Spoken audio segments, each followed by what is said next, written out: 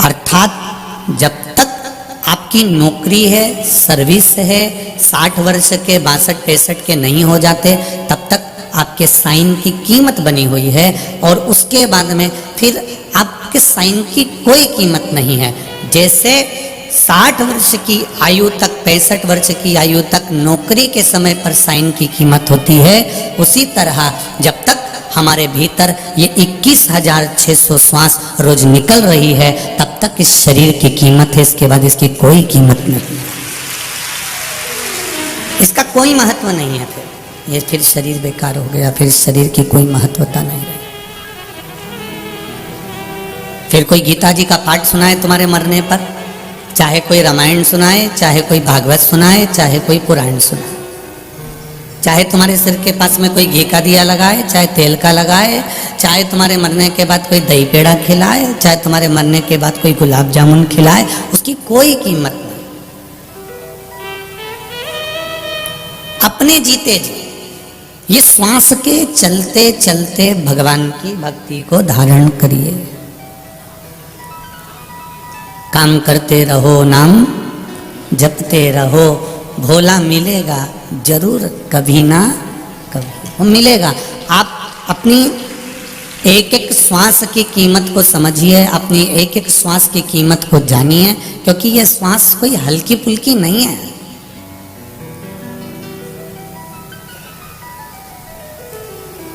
चार बांस, 4 कंधे और 40 कंडे तो कोई भी दे देगा। कितने बांस? जम के बोलो जरा। कई लोग पूछते हैं 4 बांस का क्या लफड़ा है, 2 बांस पे तो जाते हैं। हमने कहा बीज में भी तो लगाए जाते हैं काट के, 2 तो उसी के काम आते हैं जो काट के बीच बीच में बनाए जाती है अर्थी और ले जाया जाता है। 4 बांस, 4 कंधे और 40 कंडे। गाय के गोबर के जो कंडे होते हैं वो 40 से ज़्यादा लगते ही नहीं है। इससे ज़्यादा तुम जाके देख लेना, कोई ना अभी तक 150-200 लगाए हो तो बता दो। यहाँ तो अर्थी जलाने वाले, चिता जलाने वाले भी इतने चतुर होते हैं कि वो अंदाजा लगा लेते हैं, अरे हल्की बॉडी है, लिया 2 कुंटल लकड़ी बस बहुत है, और कंडा लिया 25-50 बस बहुत है, हो गया। लिया 10-20 कंडा उठा।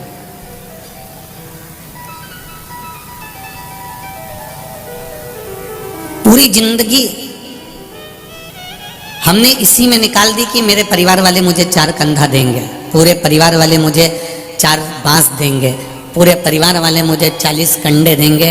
ये समझौता करने में हमने अपनी जिंदगी निकाल दी। जोड़ जोड़ के बच्चों के लिए कर दिया, और बहुओं के लिए कर दिया, परिवार के लिए कर दिया, पर अपने लिए कभी नहीं करा। वो तो आपको धन्यवाद है, आपने जिंदगी भर जो कमाया, दुकान पर, फैक्ट्री पर, ऑफिस में, नौकरी में, सर्विस में, वो अपने पत्नी और बच्चों के लिए कमाया। पर आज 3 घंटे की ये कथा में बैठकर जो कमा रहे हो, ये अपने लिए कमा रहे हो, किसी दूसरे के लिए कमाई नहीं कर रहे हो। और इसको भी अपनी सत्यता में जीने का प्रयास करें, अपने आनंद के साथ जीने का प्रयास करें। बड़ी मुश्किल से नर तन मिला है, ये गंवाने के काबिल नहीं है। ध्यान हरि का हृदय से न भूलो, ये भुलाने के काबिल नहीं है। इतनी मुश्किल से ये मानव की देह मिली है, इतनी मुश्किल से ये मनुष्य का शरीर मिला है, और इसको हम यूं ही गंवा दें तो हमारा जीवन व्यर्थ है। पड़ोसन के यहाँ बैठो ना तो सोचना कि आज मैंने अपना समय बर्बाद कर दिया। रिश्तेदारों के यहाँ बैठो तो समझ लेना कि आपने अपना समय बर्बाद कर दिया। कहीं गलत जगह पर बैठो तो समझ लेना कि समय बर्बाद कर दिया। पर कभी टीवी खोलकर आस्था चैनल के सामने शिव महापुराण की कथा, या पंडाल में बैठकर या मोबाइल के सम्मुख में कथा सुनो तो समझ लेना कि मैंने कौन सा पुण्य करा था जो आज मेरे सामने ये शिव महापुराण की कथा सम्मुख में है। हमारी कीमत भगवत भजन से। अभी तुम यहां से निकलो, बाहर जाओ, बहुत सारी दुकान लगी हैं, चाय पूछना कितने की है, कितने की चाय, 10 रुपए की। ओहो,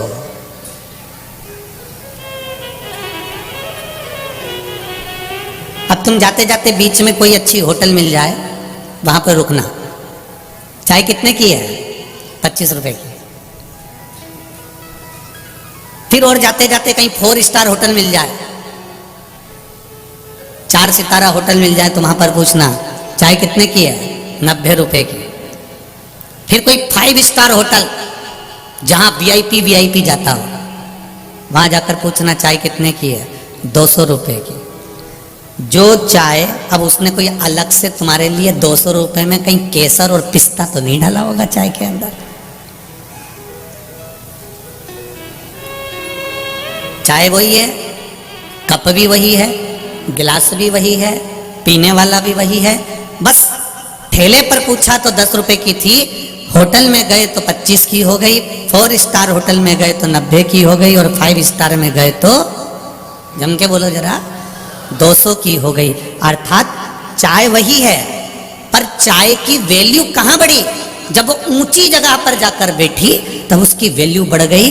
10 रुपए की चाय 200 की हो गई। उसी तरह आप कहाँ बैठ रहे हो, पड़ोसी के यहाँ बैठ रहे हो कि पान की दुकान पर बैठ रहे हो कि चौराहे पर बैठ रहे हो, आपकी क्या कीमत है। पर जब आप शिव महापुराण की कथा में जाकर बैठते हो तब आपकी कीमत परमात्मा जानता है। आपकी कीमत परमात्मा जानता है।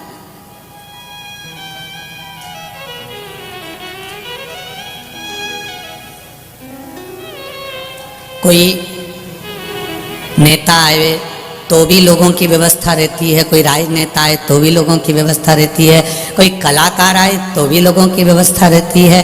पर आज अगर किसी रूप में भी यहाँ पर सेवा में आप लोग लगे हुए हो तो जरा भगवान को धन्यवाद देना कि कौन सा पुण्य करा था मैंने, जो मेरी नौकरी को, मेरी सर्विस को इतने साल हो गए पर शिव महापुराण की नौकरी करने की मौका नहीं मिला, और आज भगवान ने शिव पुराण की नौकरी में लगा। नेता की बहुत करी, अभिनेता की बहुत करी, राजनेताओं की बहुत करी, पर आज तुम शंकर की कर रहे हो, यहाँ सियोर वाले महाराज की नहीं।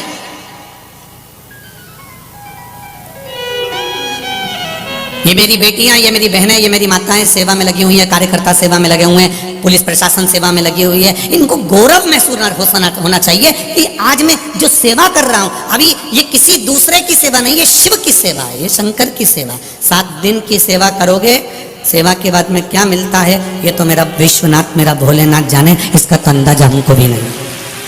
क्या सेवा का फल मिल सकता है ये मेरा शंभू जाने, ये मेरा त्रिकालदर्श। एक पत्र आया है, देखिए उस पत्र में कोई डॉक्टर साहब ने पत्र लिखा है।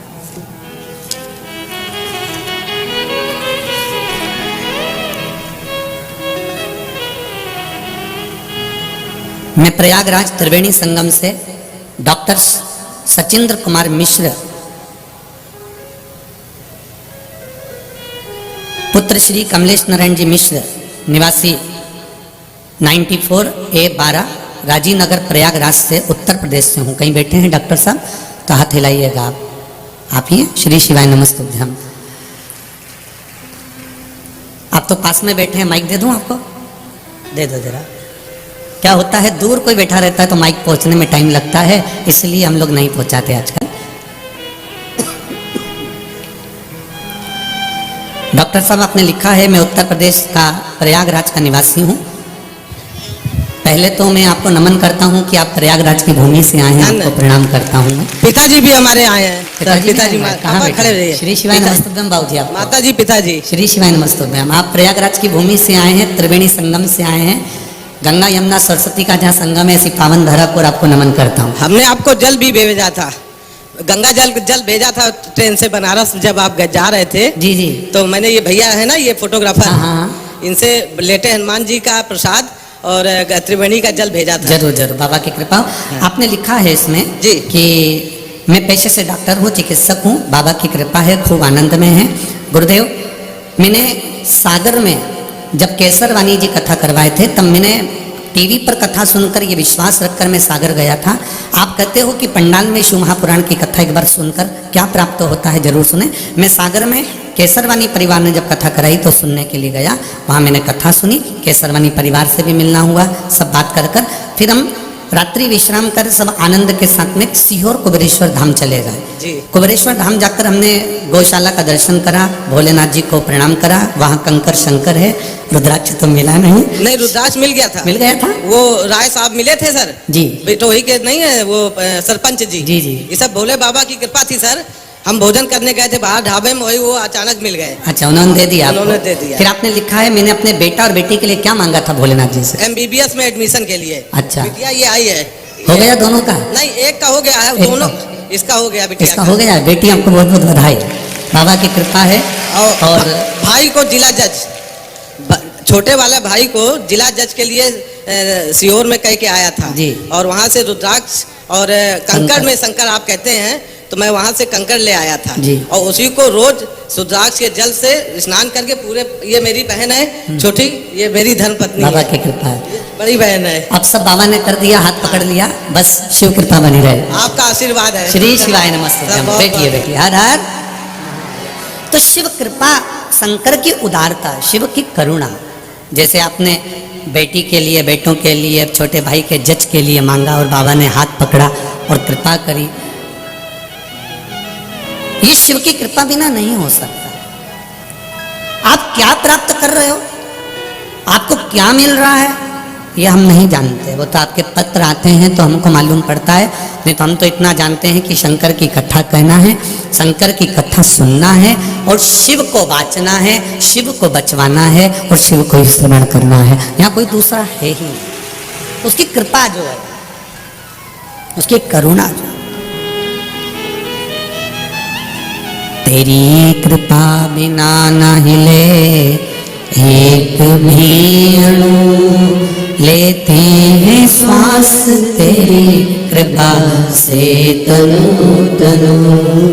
बखान क्या करूं मैं राखों के ढेर का, चपटी भभूत में खजाना कुबेर का। हे गंगधार मुक्ति द्वार ओंकार तू, भोले ओंकार तू। आयो शरण तिहार शंभु तार तार तू। ये शिव कृपा, ये शंकर की उदारता है। शिक्षक आपको शिक्षा देता है, गुरु आपको दीक्षा देता है। शिक्षक शिक्षा देगा, गुरु दीक्षा देगा, पर मेरा महादेव आपकी झोली में सब कुछ भर देगा, ये निश्चित है। वो खाली नहीं छोड़ता, वो देता है और क्या देता है वो वही जान सकता है। उसकी कृपा कैसी होती है, ये वो भले थोड़ा भगवान के यहाँ पर देर है, थोड़ा समय लग सकता है। फाइल जब मोटी होती है तो उसको दबाने में, छुपाने में थोड़ा समय तो लगता है। तुम तो एकदम कह दो नहीं साहब तुम तो मुझसे पैसा लो और तुम मेरा केस निपटाओ, नहीं मेरा काम निपटाओ, तो जिसके पास खड़े हो ना वो भी कह देगा थोड़ा समय तो लगेगा, अभी थोड़ा रुक जा।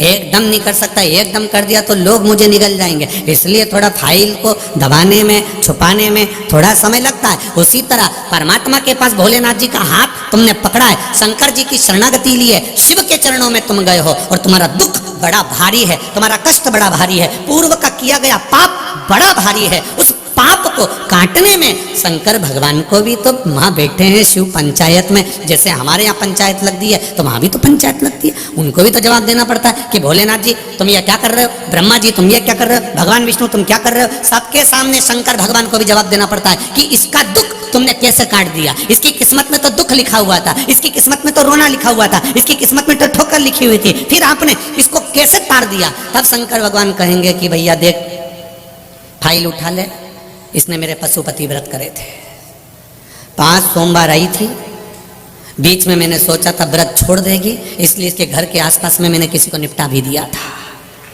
निपटाया तो ये 1 महीना व्रत नहीं कर पाई, फिर चालू कर दिए इसने, पीछा नहीं छोड़ी मेरे, इसलिए मुझे फाइल को दबाना पड़ा और इसको पार लगाना पड़ा। ये शिव है या वो घड़ी है?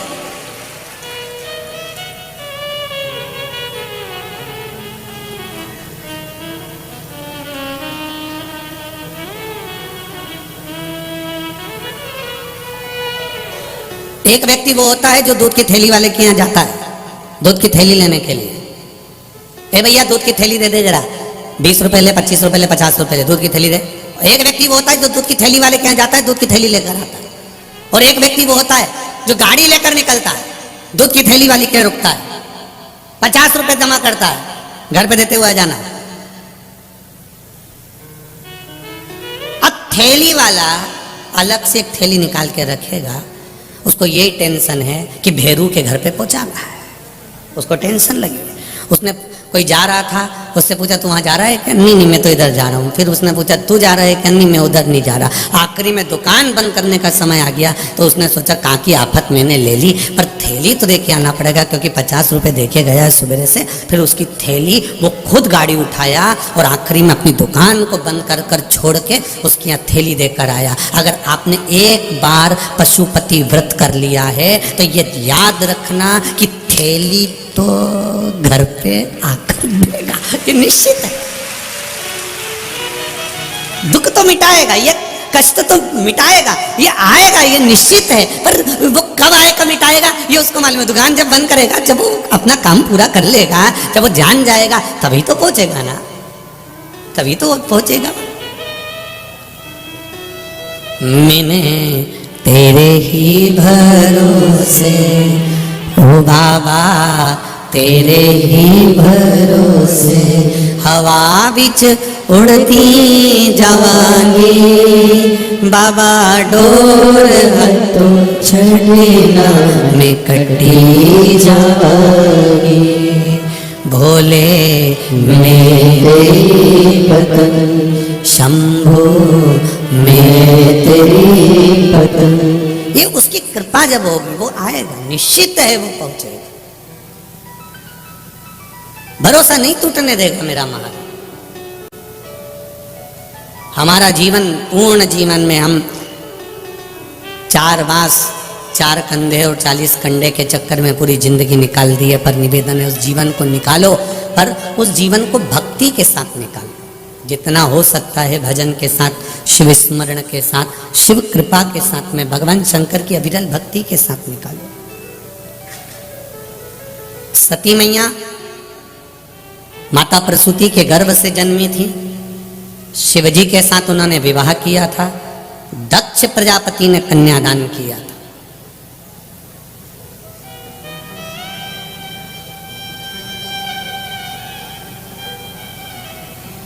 अब दक्ष प्रजापति ने कन्यादान करा, इसके बाद भी अपने जमाई से इतना बैर क्यों है?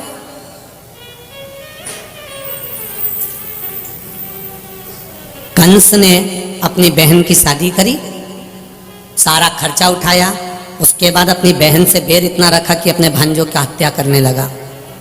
सुनिए ना भागवत जी, कारण क्या था? केवल एक आकाशवाणी हुई थी और उस आकाशवाणी में कह दिया गया था कंस, इस देवकी का 8वां पुत्र तेरी मृत्यु का कारण बनेगा, 8वां पुत्र तेरी मृत्यु का कारण बनेगा।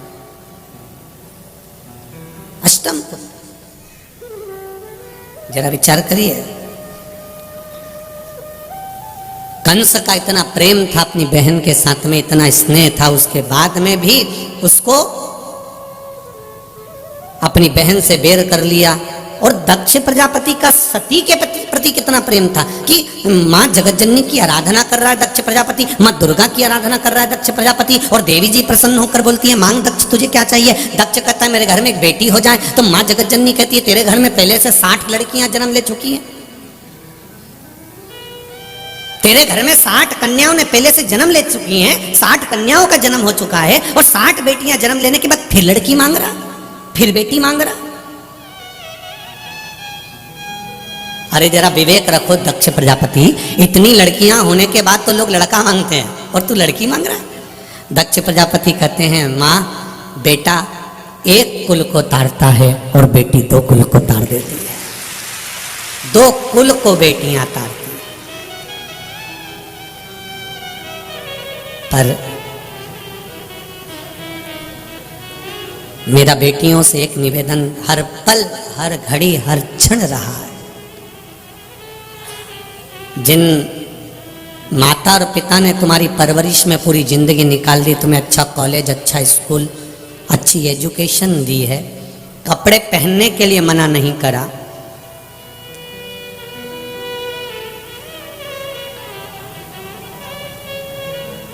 कैसे तुम वस्त्र पहन रहे हो उसके लिए उसने मना नहीं करा। बस मेरा बेटियों से इतना सा निवेदन है कि अपने माता पिता को कन्यादान का मौका जरूर देना, उसको वंचित मत रख देना, उसको कन्यादान का मौका दीजिए। और एक बात अभी तक कथा में नहीं कही जो आज कहने जा रहे हैं, आपको अच्छी लगे तो उत्तर प्रदेश की माँ गंगा के घाट पर जो कथा हो रही है, यह कल्याणपुर कानपुर की, आपको अच्छा लगे तो अपने जीवन में उतारिएगा। नवयुवक बेटे और बेटियों से निवेदन है, ड्रेस और एड्रेस ये दोनों अगर सही हैं तो आप उन्नति की सीढ़ी पर चढ़ जाओगे। जम के बोलो क्या क्या? ड्रेस और एड्रेस अगर सही है तो आप उन्नति की सीढ़ी पर चढ़ सकते हो, आपको कोई नीचे उतार ही नहीं सकता।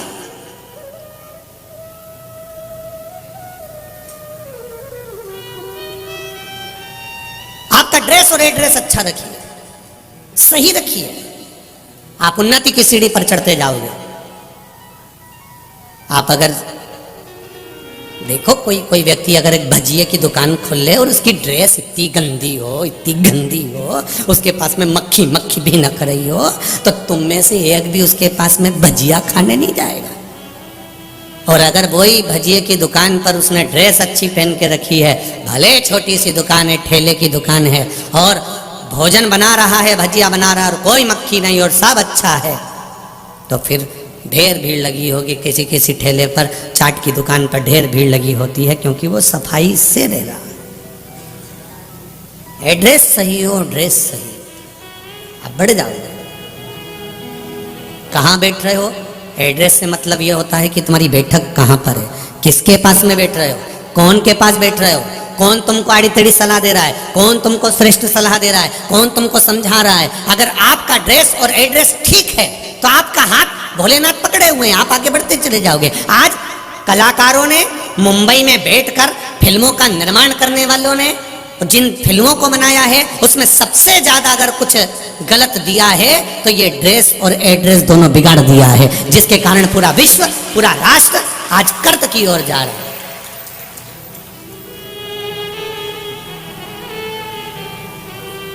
हम उसको संवारे थोड़ा सा, हम उसको जाने। शिव कथा कह रही है, सती मैया के लिए माता पार्वती जी के स्वरूपों में माँ जगत जननी दुर्गा भवानी स्वयं दक्ष प्रजापति से करिए, दक्ष तुम्हारे घर में 60 लड़कियां जन्म ले चुकी हैं और तुम फिर लड़की मांग रहे हो। दक्ष कहते हैं मुझे बेटा नहीं चाहिए। बेटा अगर घर में हो भी जाएगा तो वो कौन सा मुझे साथ लेगा? तुम्हारे घर में भी तुम्हारा बेटा रह रहा है, तुम्हारे घर में भी तुम्हारा बेटा रह रहा है। शादी हो गई, विवाह हो गया, सब कुछ हो गया, पोता पोती हो गए। मैं एक एक डोकरी अम्माओं से, बुढ़ी बुढ़ी माताओं से पूछना चाहूँगा कि तुम्हारा बेटा और बेटी दोनों की शादी हुई, बेटी पराए घर चली गई, बेटा तुम्हारे पास रह गया। ईमानदारी की बात बताना कि बेटा कितने घंटे तुम्हारे पास बैठकर बात करता है? कम से कम बेटी रोज फोन लगाकर पूछ तो लेती है कि मम्मी तो कैसी है।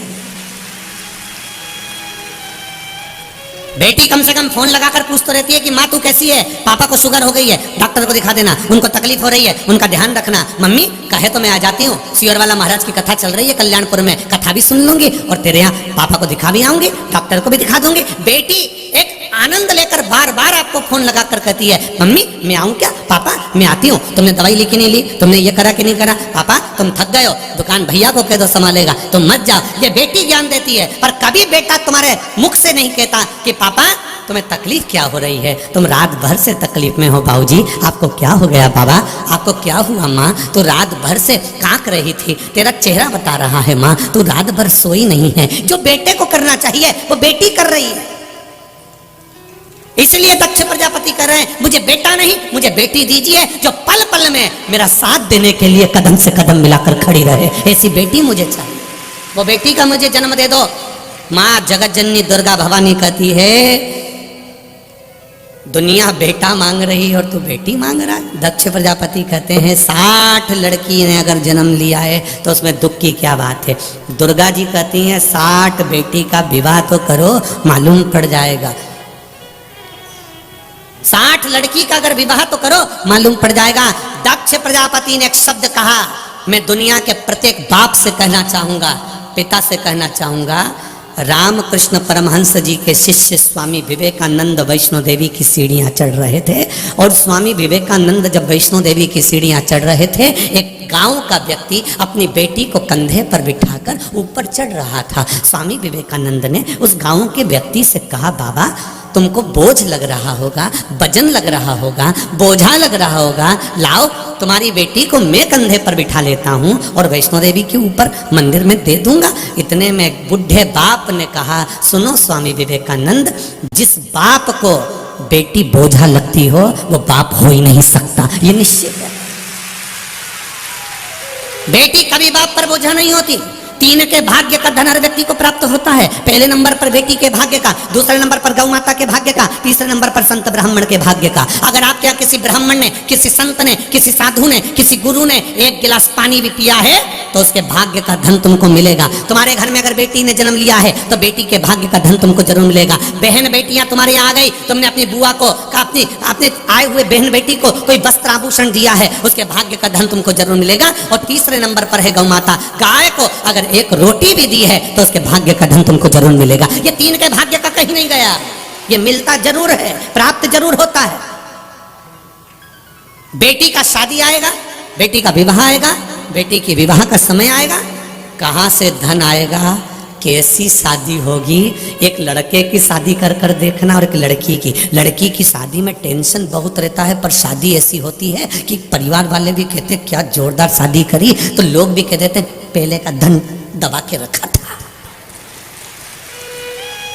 अब इनको यह नहीं मालूम कि बेटी तो खुद धन है, उसके चरण की जो पूंजी है, उसके कदम की जो पूंजी है, उसके पांव की जो पूंजी है, जब जन्म ली है, पेट उसने दिया है तो भरण भी वही करेगा। बेटी का जन्म उसने दिया है तो विवाह भी वही करेगा। आप बेटे की चिंता करो, बेटी की चिंता छोड़ दो। वो बस बेटियों से निवेदन है, तुम अपने आप को मजबूत बनाना और किसी आड़े टेढ़े नत्थु खेरे के चक्कर में मत पड़ जाना।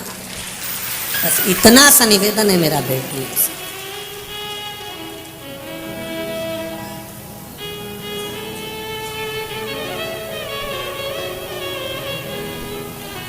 जाए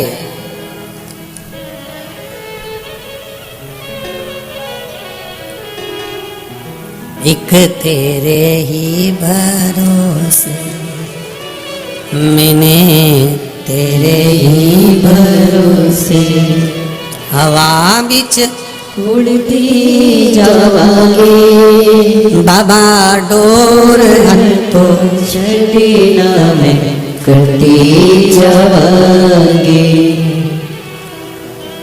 भोले में तेरी पद, शंभो में तेरी पद, हवा बिच उड़ती जावांगी, बाबा डोर तो छड़ी ना में करती जावांगे।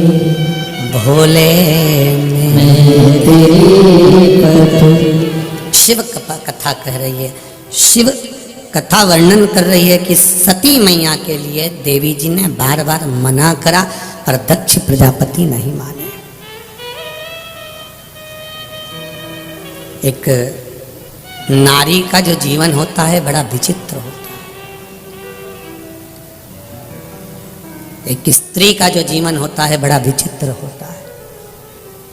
बहुत कुछ अपने मायके के लिए भी करती है, बहुत कुछ अपने ससुराल के लिए भी करती है।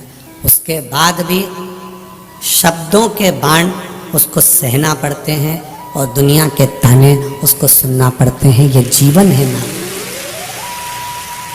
जीवन नारी का बड़ा विचित्र। एक बेटी ने एक पत्र लिखा है,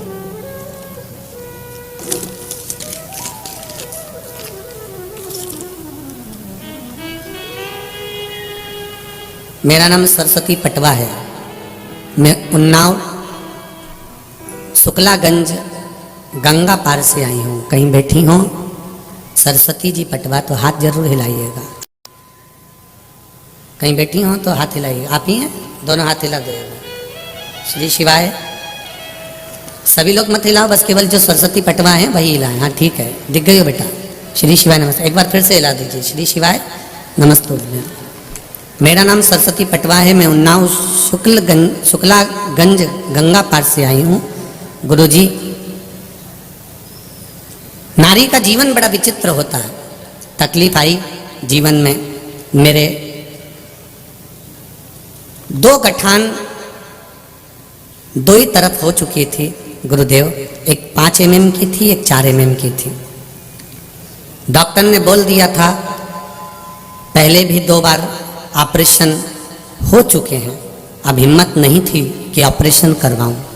मैंने सोचा कुछ हो, अब मौत ही क्यों ना आए, क्योंकि 2 बार मैं ऑपरेशन करवा चुकी थी। अब ये तीसरी बार ये 2 गांठ सामने आ गई, फिर गांठ हो गई और वो गांठ ठीक नहीं। बड़े डॉक्टरों को भी दिखाया परंतु उसमें कोई आराम नहीं, ऑपरेशन फिर करवाना। गुरुजी, अगस्त सावन के महीने में मैंने शिव महापुराण की कथा टीवी पर सुनी। 1 लोटा जल चढ़ाना और बेलपत्र चढ़ाना शुरू किया। मैं रोज मंदिर जाती और बाबा जी से कहती, बाबा बहुत दर्द होता है, बहुत तकलीफ में हूँ बाबा। सियोर वाला महाराज कहता है कि आप बच्चों की तरह परवरिश करते हो बाबा, मुझे संभाल लो, मुझे बहुत तकलीफ है बाबा। मैं किससे कहूँ बाबा, मुझे रोग बड़ा है, कष्ट बहुत है बाबा। अब ऑपरेशन नहीं करा सकती मेरे शरीर का, आप मेरे अंदर की जो गांठें हैं दोनों को गला दो बाबा। गुरुदेव, रोज रोती थी बाबा के सामने, ठीक कर दीजिए ना बाबा। भोले बाबा को 1 लोटा जल चढ़ाना चालू करा। बाबा को एक बेलपत्र जो चढ़ी मिल जाती थी उसी को उठा कर ले आती थी। और आप कहते हो ना गुरुदेव की प्रसाद समझकर, औषधि को मांग कर खाना है, मैं औषधि मांग कर लाती थी। बाबा की कृपा हो गई गुरुदेव, अब मेरी दोनों गठाने गायब हो गई हैं और दर्द बंद हो गया है। मैं बाबा को धूप लगाने आई हूँ। बैठिए बेटी, सरस्वती जी पटवा बैठिए। श्री शिवाय नमस्ते। शिव कृपा होती है ऐसी। पत्र भेजा है आपने, बोलना है, थोड़ा समय लग जाएगा बाबू, जल्दी हो दो जल्दी। कथा बहुत सारी रह जाती है ना माइक पे बोलने के चक्कर में। चल जल्दी पहुंचा, जल्दी कार्यकर्ता जल्दी भेजिएगा, एक के पीछे एक देते जाओ, पहुंच जाएगा। मेरे बाबा ने लाज रखी है, ऐसा मेरा ओघड़दानी, ऐसा मेरा त्रिकालदर्शी, ऐसा मेरा शिव, ऐसा मेरा कैलाशी, ऐसा मेरा अविनाशी है। आप दिल से पुकारो उसको, आप दिल से कहो उसको। जब आप दिल से पुकारोगे, दिल से कहोगे, आप हृदय से उसको निवेदन करोगे, वो सुनेगा जरूर, ऐसा नहीं कि नहीं सुनेगा। श्री शिवाय नमस्ते। गुरुजी श्री शिवाय नमस्तोभ्यम। बाबू क्या नाम है आपका? मेरा नाम कृष्ण कुमार शर्मा है। कहाँ से आए बाबू? मैं यही कानपुर श्यामनगर का निवासी हूँ। जी, गंगा मैं तट के हैं, आपको नमन करता हूँ। गंगा तटवासियों को सबको प्रणाम मेरी ओर से। एक बहुत छोटा सा संस्मरण में बस कहना चाहूंगा, मेरे बाबा की ऐसी दया है जी। एक बार मैं मंडी गया था कुछ सामान लेने, मेरी गाड़ी का पेट्रोल खत्म हो गया। मैंने अपने छोटे भाई को बुलाया कि आ करके मुझे कुछ पैसे दे दे तुम्हें, क्योंकि पर्स घर पे भुलाया था। वो अपना पर्स लेकर के आया और उसने मुझे पैसे दिए। मैं चला गया, उसका पर्स वहीं गिर गया कहीं मंडी में ही जी। मैं घर वापस आ गया। इसके बाद वो ढूंढने लगा कि पर्स कहाँ है। उस पर्स में काफी डॉक्यूमेंट थे, पैसे तो थे ही थे, काफी डॉक्यूमेंट ऑफिस के थे जी। तो उसी समय ये अष्टमी का व्रत कराया था आपने, सोमवार के अष्टमी का जी, सोमवार का अष्टमी का, और वो पार्थिव शिवलिंग का निर्माण। अच्छा, पार्थिव शिवलिंग निर्माण। जी, जी, जी। वो हमने और मेरे ये पत्नी खड़ी हैं और मम्मी भी हैं, जी, जी। इन लोगों ने सबने मिलकर किया। तो ये लोग तो रोने लगी और भाई रोने लगा कि अब मेरा होगा क्या, कई सालों का डाटा मेरा निकल गया। जी। तो मैं तो गाड़ी निकाल के मुझे कुछ सूझा नहीं, मैं बाहर चला गया और उसी जगह मैंने कहा ढूंढूं, और रास्ते में एक भोलेनाथ का मंदिर पड़ा। जी। मैंने वहां 2 मिनट खड़े होकर कहा बाबा अब तो बड़ी बदनामी होगी, क्योंकि घर में माँ ने और पत्नी ने जो आपका अभिषेक चल शिवलिंग रहा है। निर्माण किया है, जी। और इसकी वजह से अब आप जानो आप ही के ऊपर सारी बात आनी है, निश्चित समझ लो। जी। और मैं तो जा रहा हूँ, आप समझो। इतना कहना था, 2 मिनट बाद मेरी पत्नी का फोन आया जी। और पत्नी कहती है मुझसे आ जाओ, एक अंकल और एक छोटा बेटा आकर के पर्स दे गए। जय हो शिव कृपा। ये भोले की दया है, ये बाबा की कृपा। बोले श्री शिवाय। नमस्ते बैठिए। हर हर महादेव। शर्मा जी बहुत बहुत प्रणाम आपको। ये शिव कृपा है, वो कब अनायासी कृपा कर जाता है पता ही नहीं पड़ता। आप तो उसके मंदिर के सामने खड़े होकर आपने उसको कह दिया कि घर में पार्थिव शिवलिंग का निर्माण हो रहा है, और अगर इतना दुख रहेगा तो संभाले, पकड़ लो हाथ त्रिपुरारी, नहीं तो डूब जाऊंगी, हमारा कुछ ना बिगड़ेगा, तुम्हारी शान जाएगी। हमारा क्या बिगड़ने वाला है? सियोर वाला महाराज तो कथा वाचेगा चले जाएगा, पर नाम तो शंकर का है, शिव ओगड़ी का है। वो इतना छाती ठोक कर कहता है कि उसकी कथा सुनने पर वो देता। परमात्मा की चिंता करिए, फिर निवेदन करूंगा। पेट भरने की जवाबदारी उसकी है, वो भरेगा। जब माता दुर्गा भवानी ने बार बार समझाया, मां अम्बे बार बार बोली कि बेटी क्यों, बेटी का जन्म क्यों हो गया, बेटा मांग लो, बेटा मांग लो। नहीं नहीं मां, मुझे बेटी चाहिए, मुझे बेटी चाहिए। ठीक है, मां ने कह दिया तेरे घर में अलग से कौन बेटी देगा, 60 लड़कियां जब तेरे घर में हो चुकी है, अब बेटी नहीं दे सकता परमात्मा। तब भगवान कह रहे हैं कि दक्ष प्रजापति कर रहे हैं एक बेटी और दे दो। तब माँ कहती है मैं खुद सती बनकर तेरे घर में जन्म लेने वाली हूं, मैं खुद आ जाऊंगी। अब ध्यान देना जरा कथा की ओर। दक्ष प्रजापति ने मां जगदम्बा से खुद बेटी मांगी। बेटी का विवाह भी दक्ष प्रजापति ने धूमधाम से शिव जी के साथ में करा। दक्ष प्रजापति ने बेटी का कन्यादान भी दिल से करा, खूब आनंद के साथ बेटी का विवाह करा।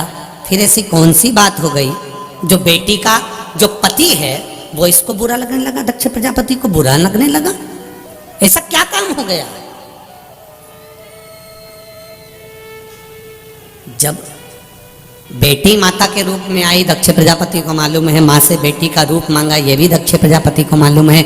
शिव जी के साथ बेटी भी आई, ये भी मालूम है। फिर आखिर ऐसा कौन सा काम हो गया था, एक कर्म कौन सा हो गया जो जमाई बुरा हो गया?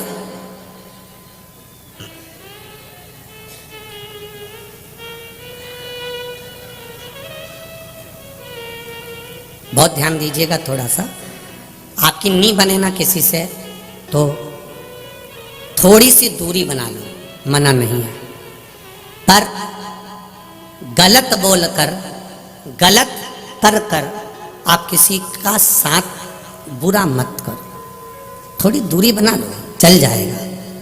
अगर थोड़ी सी दूरी बन गई ना तो भी काम चलेगा, पर आप किसी का बुरा मत सोचो और बुरा मत करो। किसी ने आपका अगर आपसे नहीं बन रहा है, आपसे नहीं बातचीत है, आपसे नहीं उसका प्रेम स्नेह, तो आप थोड़ा दूरी बना लो। ठीक है भैया, राम राम साहब, जय जय श्री कृष्णा, जय श्री हरे, हर हर महादेव, श्री शिवाय नमस्ते। थोड़ी दूरी बना लो, पर व्यवहार खराब मत करो, बात खराब मत करो। दूरी बना ली, चल जाएगा। थोड़ा दूर हट गए, चल जाएगा। थोड़े दिन के बाद में फिर हो सकता है कि एक हो जाओ, पर अगर बात विवाद हो गया, बहुत अपशब्द निकल गए मुख से, तो ध्यान देना कि बंदूक की गोली का घाव तो भरा जाता है, पर इस जिब्या की गोली का भाव नहीं भराता, उसका घाव नहीं भराता। ये जीवान से जो बोला जाता है ना, इसका घाव बड़ा तीखा होता है। बहुत ध्यान दीजिए। वाणी ऐसी बोलिए जो मन का आपा खोए, पर आज के जमाने में वाणी ऐसी बोलिए जो जम के झगड़ा, पर उससे मत बोलिए जो तुमसे तगड़ा। आज का जमाना थोड़ा सा उल्टा है कि लोग थोड़ा ध्यान नहीं दे पाते, बस बोलना है। गुस्सा तो ऐसा भरा हुआ है, क्रोध इतना भरा हुआ है व्यक्ति में कि 1 सेकंड में तन्न फन, और 1 मिनट का गुस्सा आता है, 2 मिनट का, 5 मिनट का आता है, उतने से गुस्से में वो ऐसा काम कर जाता है कि 10-15 साल तो उसका केस लड़ने में निकल जाता है और बाकी के 10-15 साल उसके जेल में निकल जाते हैं। एक गुस्सा कितनी देर का आया, क्रोध कितनी देर का था, मात्र 5 मिनट 10 मिनट का। 10 मिनट में वो अंदर गया, तलवार लाया, चाकू लाया, डंडा लाया, बंदूक लाया और सत्य मारा। कितनी देर लगी, अरे बोलो तो जम के, 10 मिनट 20 मिनट। पूरे लोग समझा रहे, अरे गुस्सा ठंडा करो, गुस्सा ठंडा करो, शांति रखो, समझाए, पूरे घर के लोग समझाए, पर ये तो और उछले, और ले आया अंदर से डंडा और चाकू ने ये न वो और अंदर घोप दिया। अब कितनी देर लगी, मात्र 15 मिनट 10 मिनट 20 मिनट के गुस्से ने बर्बाद कर दिया। ले गए पकड़ के, 4-5 साल केस चलता रहा, फिर आखिरी में 8-10 साल जेल में पड़े रहे। अब अंदर पछता रहे और कहते फिर रहे, राजीनामा करवा लो, राजीनामा करवा लो, राजीनामा करवा लो। पूरा मोहल्ला कह रहा था कि गुस्से पे संयम रखो, क्रोध पर संयम रखो। और हम जिस भी जगह पर कथा करने जाते हैं, पूरी समिति को हम बार बार एक ही बात कहते हैं, चाहे वो जे लोग कथा लेने आए हो तो इनको भी हमने एक ही बात कही होगी कि अपने क्रोध पर संयम रखकर कथा करवाना, तो कथा सफल हो जाती है। जरा जरा सी देर में तन्न फन ये पड़ा और वो चले, तो ऐसे में कथा होना बड़ा कठिन पड़ जाता है। अपने क्रोध पर संयम, क्रोध पर संयम।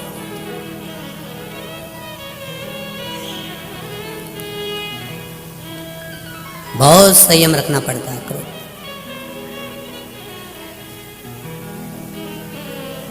जब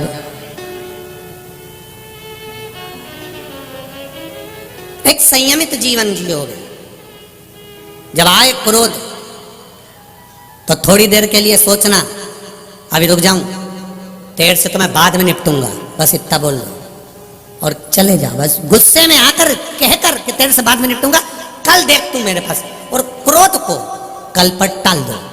क्रोध मेरा सासुओं से भी निवेदन है, बहुओं से भी निवेदन है, तुम्हारे को भी अगर गुस्सा आए तो तुम कह दो बहू से भी, तू रुक तो सही, शाम को आन दे मेरे छोरा को, बस शाम तक टाल दो, मत बोलो कुछ भी। शाम तक तो पोता पोती जब गोदी में आएंगे, खेलेंगे कूदेंगे, सब बात खत्म हो जाएगी, अपने आप गुस्सा चले जाएगा।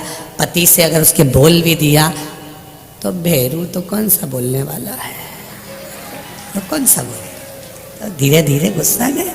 और बहुओं से भी निवेदन, अगर आपको भी क्रोध आए ना, थोड़ा देर टाल दो, मैं चली सोने, तुम बड़बड़ाती रहो और मैं जा रही, और कमरे में जाओ, दरवाजा आराम से मंगल बंद करके, लड़के अगर जा रही हो तो आलू का पराठा बना के ले जाओ और कमरे में आराम से टमाटर की लोंजी के साथ खाओ। अंदर बाहर जो हुआ उसको यहाँ से निकालो। अपन तो बड़ी आलू का पराठा कितना जोरदार है और टमाटर की लोंजी कितनी जोरदार, खाओ पियो। अच्छा, थोड़ा क्रोध पर संयम रखिए, थोड़ा।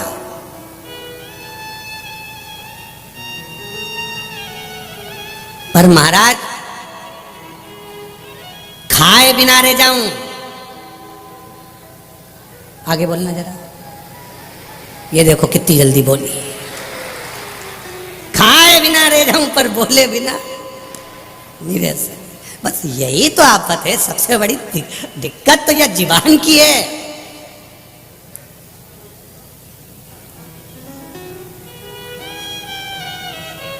एक दिन ये जीवान ने अपने दांतों से कहा 32 भाइयों से, ए दांतों से कहा 32 भाई, तुम मेरे भाई हो, मैं तुम्हारी बहन हूँ, कोमल कोमल सी साधारण सी, तुम मुझे काट मत देना। 32 दांतों ने कहा बहन हम तेरी सौगंध खाते, हम कभी तुझे नहीं काटेंगे, पर तू कृपा करना किसी से आड़ी टेढ़ी मत बोल देना, नहीं तो 32 भाई 1 मिनट में निपट जाएगा। 1 मिनट नहीं लगेगी और 32 की 32 गायब। तू कृपा करना। पर ये जिभ्या है जो पुजवा देगी और ये जिभ्या है जो दुचवा। ये जीवान बड़ी विचित्र, बड़ी विचित्र। इसीलिए बार बार हर पल, हर घड़ी, हर क्षण हम उस शिव को याद कर कर भाव से